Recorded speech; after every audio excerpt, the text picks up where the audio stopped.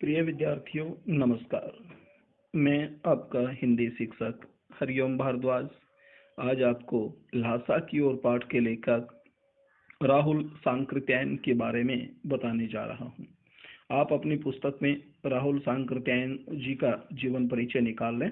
अभी हम शुरू करते हैं।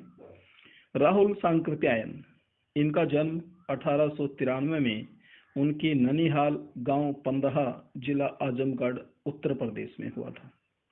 उनका पैतृक गांव कनेला था। उनका मूल नाम केदार पांडे था। उनकी शिक्षा काशी, आगरा और लाहौर में हुई थी।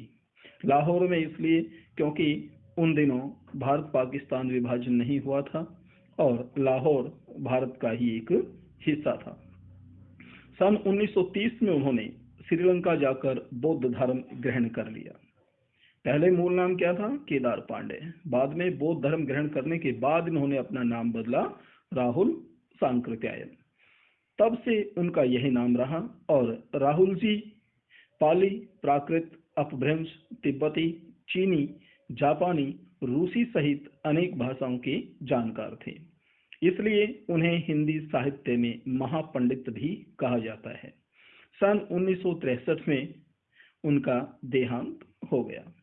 अब हम राहुल जी के कुछ प्रमुख उपन्यासों, कहानियों अर्थात रचनाओं के बारे में बात करेंगे। राहुल सांकृत्यायन जी ने उपन्यास, कहानी, आत्मकथा, यात्रावृत्त, जीवनी, आलोचना, शोध आदि अनेक विधाओं में साहित्य सृजन किया है।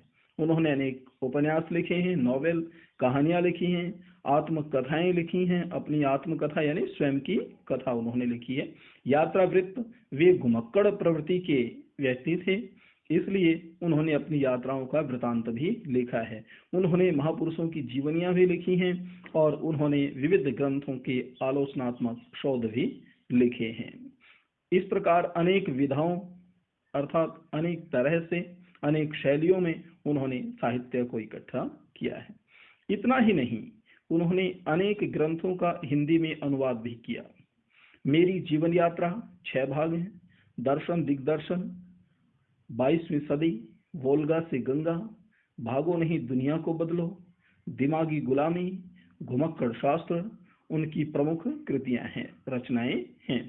अब साहित्य के अलावा दर्शन, राजनीति, धर्म, इतिहास, विज्ञान आदि विभिन्न विषयों पर राहुल जी द्वारा रचित पुस्तकों की संख्या लगभग 150 है, अर्थात लगभग 150 के आसपास इन्होंने पुस्तकें लिखी हैं।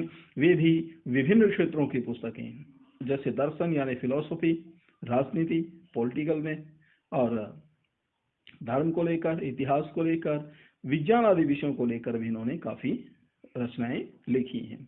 राहुल जी ने बहुत सी लुप्त प्राय सामग्री यानी ऐसे ग्रंथ, ऐसी पुस्तकें विद्यार्थियों जो लुप्त हो चुकी थी, उसका उद्धार कर अत्यंत महत्वपूर्ण कार्य किया है। उनको फिर से इन्होंने लिपिबद्ध किया है।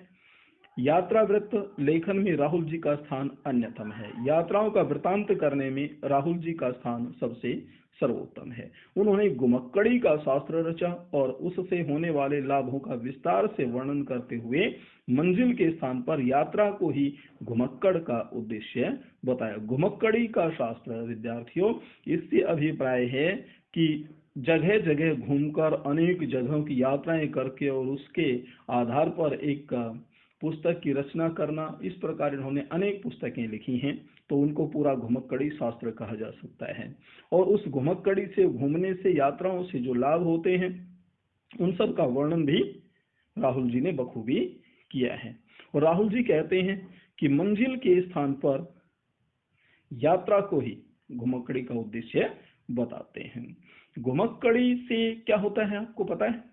मनोरंजन होता है, ज्ञानवर्धन होता है, ज्ञान बढ़ता है हमारा, एवं अज्ञात स्थलों की, ऐसे अनजान जगहें जहां के बारे में हमें पता नहीं है, उनकी जानकारी के साथ साथ वहां के लोगों की भाषा, उनकी संस्कृति, रहन सहन, खान पान आदि, रीति रिवाज, परंपराएं आदि, उनका भी हमें पता लगता है और उनका आदान प्रदान भी हुआ करता है। राहुल जी ने विभिन्न स्थानों के भौगोलिक वर्णन के अतिरिक्त वहां के जनजीवन की सुंदर झांकी प्रस्तुत की है। अभी जो आपके सामने ये पाठ लहासा की ओर पढ़ाया जाएगा उसके बारे में कुछ बातें हो जाएं। तो विद्यार्थियों, संकलित अंश राहुल जी की प्रथम तिब्बत यात्रा से लिया गया है। पहली बार राहुल जी ने तिब्बत की यात्रा की थी सन 1929-30 में, और नेपाल के रास्ते से राहुल जी गए थे वहां तिब्बत में। तो उस समय भारतीयों को तिब्बत यात्रा की अनुमति नहीं थी, इसलिए उन्होंने यह यात्रा एक भिखमंगे के छद्म वेश में की थी। छद्म वेश में, भिखमंगे के वेश में गए थे, वो वेश धारण करके गए थे। क्यों? क्योंकि उन दिनों तिब्बत यात्रा की अनुमति नहीं थी।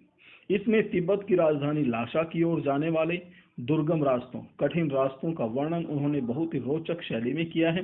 इस यात्रा वृतांत से हमें उस समय के तिब्बती समाज के बारे में भी जानकारी मिलती है। इस प्रकार यह लहासा की ओर नामक पाठ क्या है? आपका एक यात्रा वृतांत है।